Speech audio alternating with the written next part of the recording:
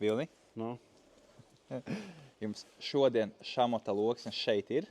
mums ir pārdošanā, jā, regulāri mēs tirgojam šamata loksnes. Dažādos izmēros ir lielāks loksnes, apmēram metru garš un 50 cm plats, te ir mazāks visādiem remontdarbiem. Ir arī šamata ķieģeļi mums tirgošanā.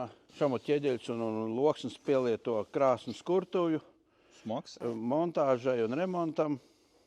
Kā arī īpaši pēdējā laikā iecienīts picis un maizes krāsnes, ja tā mums brauc no rajoniem cilvēku un pērk šīs te lielās loksnes, būvējot picu krāsnes un maizes krāsnes. Kāpēc viņam krāsas atšķirās? Es domāju, ka tie ir dažādi ražotāji.